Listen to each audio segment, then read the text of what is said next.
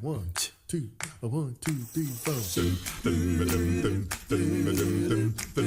Hi everyone, I'm Joe Dager of Business 901. I'd like to welcome you to the presentation today on the cascading effects of lean in your marketing.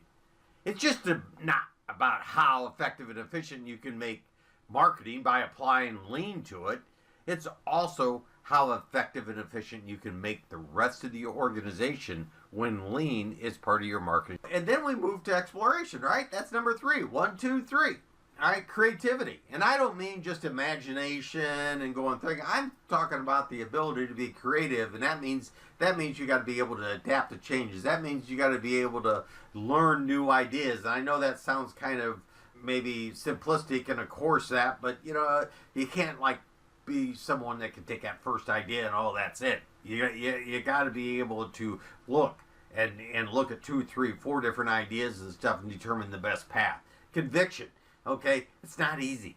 Okay, you're not the most popular guy when you sit there and seem like you're procrastinating because you're waiting for other answers. You're waiting to see how that vision unfolds a little bit. You have to stand your ground sometimes, okay, and do it. And it doesn't happen overnight. Exploration. Columbus didn't get, around the world ever, okay, but he had resilience, okay, he had grit, right?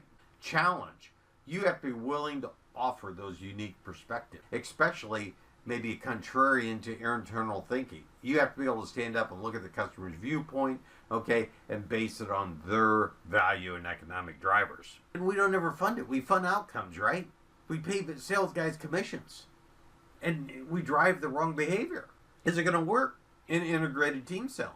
So instead, we should be looking at ways that we fund exploration. How do you fund your own innovation? That might be a good way to take a look at it. Here's a couple of suggestions. Are experiments well constructed? Do they meet the notion of a minimum viable experiment? Are the unknowns, the dilemmas, well thought out? Doesn't mean we have to have answers, but are the dilemmas well thought out? Are we changing things based on facts or opinions? Are we starting learning launches because we learned something? And are we facing facts quickly and decisively? Them are the things that we should be funding.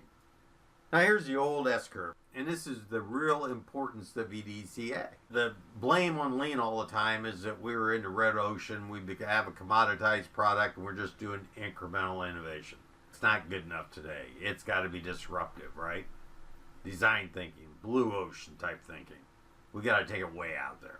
There's a lot of risk, and I'm not saying that it's not done better by smaller companies. Larger companies have trouble with it. There's nothing wrong with disruptive innovation. Lean startup, it's kind of the same thing as in that disruptive innovation. Building testing things, funding the Bell and Howell lab, did great things. The Xerox facility. But how many of those companies recognized the value that they had in them and was able to execute them? EDCA is a little different, okay? We look from our core value stream. We look at what the job being done by our customers are, where our customers are going. We look for things that we can execute on.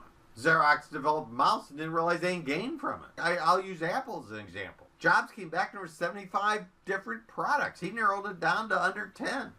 And we could name all of Apple products and put them on a table, and they became one of the most profitable companies in the world. Gatorade failed miserably at disruptive innovation. What they came back and they realized at their core was the athlete. The old commercials, the Florida State and the Gators, Lego. Their core was a brick. They tried disruptive innovation and about went out of business. So there's a lot of stories to go to the ball manufacturing. I forget where they did plastic, aerospace. They were always innovating. They were always ahead of the S-curve and moving forward, but they did it from their core and developed core and changed and modified their core and added to it. And I think that's the safest part of innovation in sales and marketing. I think what sales and marketing bring is that ability to play in the customer's playground. If you have exploration in your sales and marketing processes, they will learn what your customers' customers are doing. They'll be challenged in their thinking. They'll be on the cutting edge of where your customers are going. And let's face it, you are who your customers are. And what we bring, what sales and marketing bring to the rest of the organization is the ability to explore. And explore at Gemba, at your customer's point of view. And I think that is the most important part. Thank you.